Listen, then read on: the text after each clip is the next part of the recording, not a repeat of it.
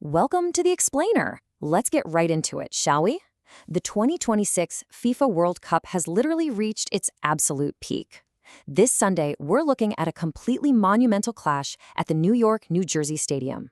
We've got Argentina, we've got Spain, and they are gearing up to battle for, well, football's ultimate prize. The stakes, they really couldn't be any higher. But hang on, before we even get to kickoff, there's actually a massive storyline developing totally off the pitch. I want to pose this directly to you guys. What happens when a 96-year tradition just changes?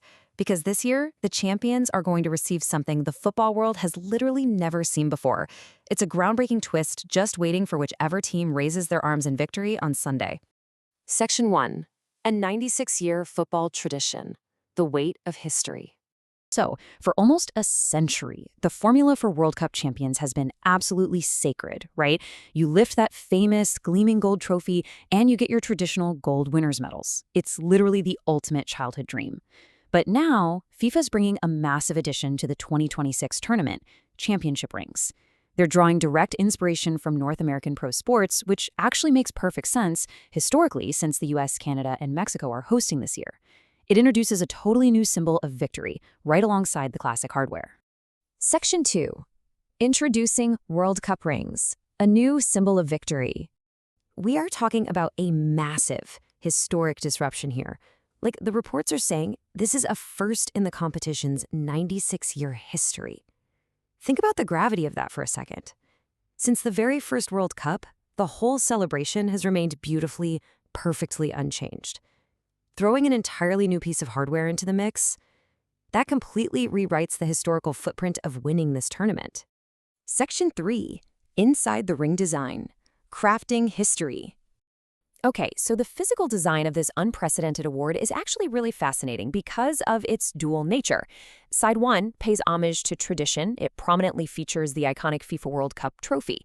But the second side is where it gets highly personalized. That side will feature the winning nation's name along with the official tournament crest. And, logically, because we simply don't know who's going to win until the final whistle, that specific engraving has to be completed after the match is totally decided. Section 4. How rings are distributed. Scarcity and scale. So the magic number here is 2026. That represents the exact total of championship rings that are going to be produced to commemorate the tournament. It's this highly specific, super limited production run that forever ties the physical rings to the actual year of this historic World Cup. When you actually break down the distribution, it really puts things into perspective. Look at that tiny first slice. That's the champions, players, and the coaching staff. Reports suggest around 30 rings are reserved specifically for them. Just 30. But look at the rest of it. The remaining rings, which is nearly 2,000 of them, could actually be made available to football fans and collectors worldwide. Honestly, that means you, watching this right now, might actually have a chance to own a literal piece of football history. Now, because each ring requires custom sizing and engraving, the final versions won't be ready immediately after the match, obviously. So, here's how the rollout actually works. Step 1. During the wild on-field celebrations, the winning captain and head coach will receive ceremonial placeholder rings. Step 2 happens behind the scenes, where the custom engraving and sizing are meticulously completed. And finally, Step 3, the finalized, highly personalized championship rings are presented to the team at a later date. Section 5. Argentina versus Spain.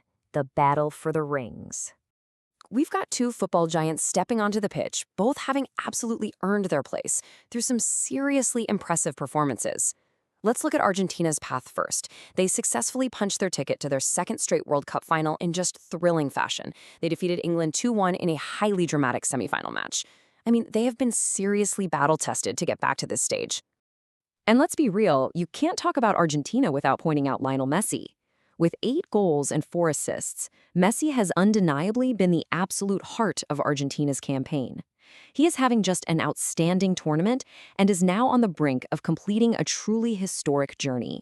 But standing directly in their way is Spain, and they secured their place in the final by defeating France 2-0. It wasn't just a win, though. It was a disciplined, highly tactical, and just incredibly dominant performance from this entirely new generation of Spanish stars. And the most crucial stat to remember here, Spain's defense has allowed just one single goal in the entire tournament. One goal. That is insane. Their organized defensive wall has honestly been one of the biggest stories of this World Cup, just completely shutting down world-class opponents on their journey to this championship match. So here we are. Two football giants stand just one single victory away from history. Will Argentina lift another trophy and cement Messi's legendary run? Or is Spain going to reclaim football's biggest prize with that impenetrable defense? Which leaves us with this final provocative question. Who will be the first to actually wear the rings? One unforgettable match is going to decide the champion, and it's going to rewrite 96 years of history in the process. Thank you so much for joining me on this explainer. Enjoy the final.